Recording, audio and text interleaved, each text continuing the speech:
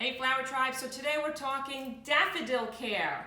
If we haven't met yet, it's nice to meet you. My name is Kelly Lehman. I'm the owner of Cranberry Fields Flower Farm here in Cranberry, New Jersey, and we love giving you guys fun, free flower tips. So think of joining us by subscribing to our YouTube channel and also by hitting the bell notification so you'll know when we give you new, fresh tips. So let's dive right into this. So this time of year, it's spring, daffodils are one of the first flowers that show up in our garden.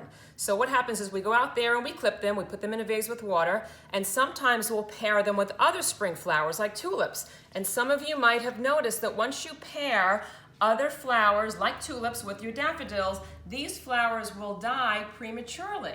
So you might not have even noticed it. You might have just thought like your tulips were kind of like, just fizzing out early. The reason why other flowers might be dying prematurely is because of a liquid that's inside the daffodil stem. So when you cut your daffodil from your garden, always remember to cut it on a diagonal. There is a liquid inside the daffodil stem. And I call it Daffodil Juice, but that's not the official name for it. The official name is called lycorine. And this lycorine is a toxic substance that will drip out of the stem. So this lycorine will drip out of the stem, and it will drip into the water of your vase. And what happens is eventually this water gets mixed with all that toxic daffodil juice, that lycorine. And when you add other flowers, especially tulips, to that water, that lycorine juice is absorbed into this stem. And tulips especially hate this, and it will make them die prematurely. So here's the quick fix to get around this. So what you're gonna do is when you go out into your gardens, you're gonna cut your daffodils. And another thing is I would cut these in a more closed up state. So we cut these a day or two ago when they were a little bit tighter.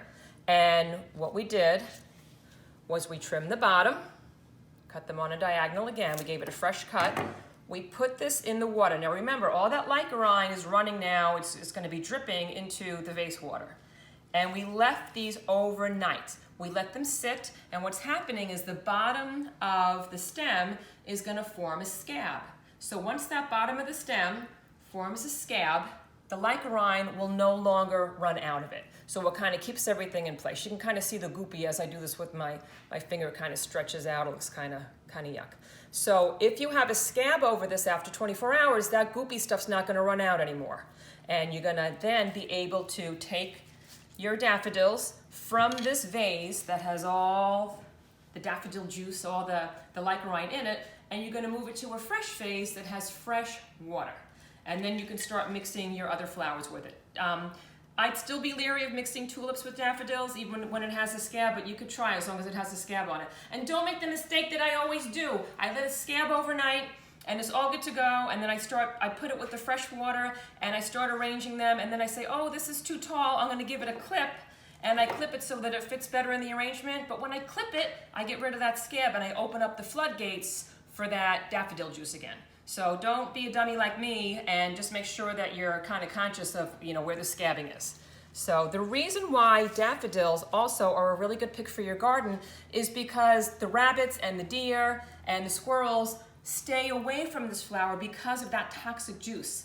They don't want to go near it because it's no good for them either. So this is a great pick for your gardens, front landscape, back landscape, because the little creatures are going to stay away from it. Tulips and a lot of other flowers don't have this inside their stems, so that's like a field day for them. It's like going to ShopRite. But if you want a really great deer-resistant, rabbit-resistant, squirrel-resistant flower, daffodils is your gal.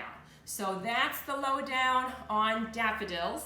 And feel free to subscribe to our Kelly Lehman channel. You can subscribe below.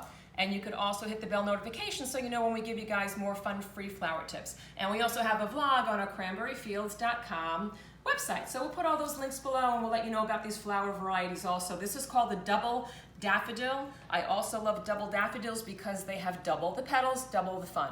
And we'll put links below to let you know about this daffodil and where to find these bulbs. So have a great day, Flower Tribe.